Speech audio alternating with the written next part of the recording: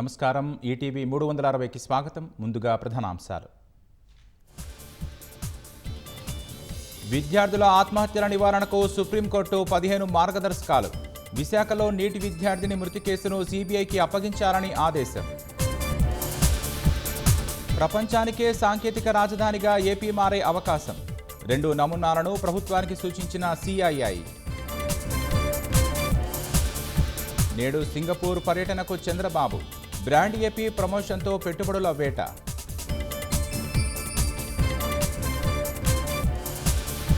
Visakha metro ప్రాజెక్టుకు టెండర్లు పిలిచిన ప్రభుత్వం. 3 ఏళ్లలో తొలిదశ పనులు పూర్తి చేసేలా లక్ష్యం.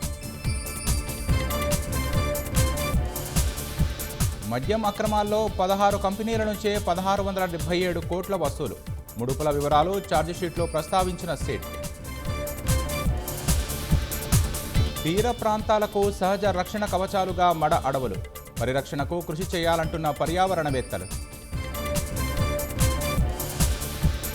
దేశంలో తొలి హైడ్రోజన్ రైలు కోచ్ పరీక్ష విజయవంతం. చెన్నై ఇంటిగ్రల్ కోచ్ ఫ్యాక్టరీలో తయారీ. గాజాలో ఆకలి చావులు అరికట్టేందుకు అపరిమిత సాయం అనుమతించాలని ఇజ్రాయెల్ను డిమాండ్ చేసిన బ్రిటన్, ఫ్రాన్స్, జర్మనీ.